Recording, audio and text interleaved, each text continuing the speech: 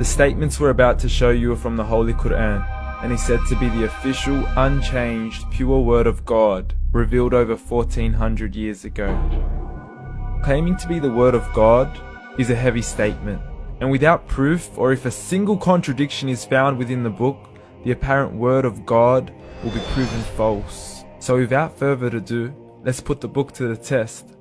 In the 23rd chapter, titled The Believers, from the 12th to the 14th verses, God is said to give a detailed description of how the human being is formed.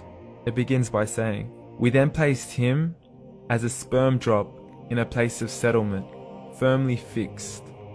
Then we made the drop into a alaqa." We will translate this word very soon. "And then we changed the alaqa into a lump.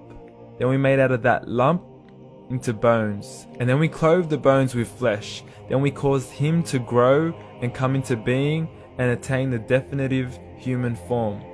In the 21st century, we can now safely say that this verse is clearly describing the process of human development in correct chronological order.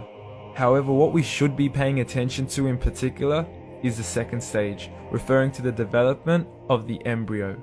The specific word used to describe the embryo in this verse is the word alaqa. The word alaqa, when translated into English, can mean three separate things. Firstly, a blood clot, or to be suspended, that is to be hanging or clinging to something, or thirdly and finally, a leech. Now, all three definitions don't come anywhere near what we perceive to be the human embryo.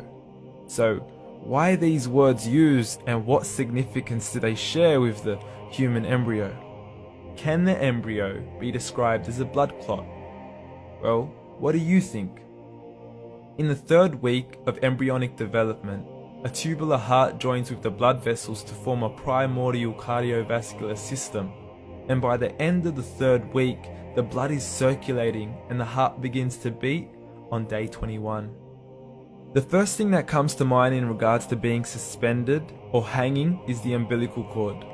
But we can't use that example because we are simply referring to step 2, before the baby has even formed. But we now know today that the umbilical cord is formed from the connecting stalk. And the connecting stalk is formed as soon as the embryo is formed.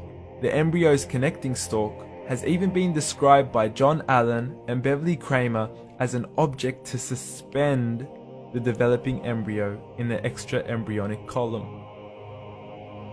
So an embryo is suspended and does have a strong resemblance with a blood clot.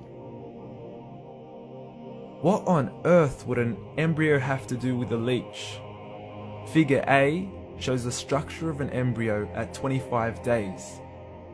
Figure B shows a leech. Now please note once again that the embryo in this stage is no greater than the size of a kernel of wheat. This is an X-ray of the embryo at 22 days. This is the internal structure of a leech. It's mind-blowing stuff, but you still haven't seen anything yet. This is the head of the embryo at 22 days. The detail you are seeing right now is absolutely impossible to be seen with the human eye and can only be seen with a microscope.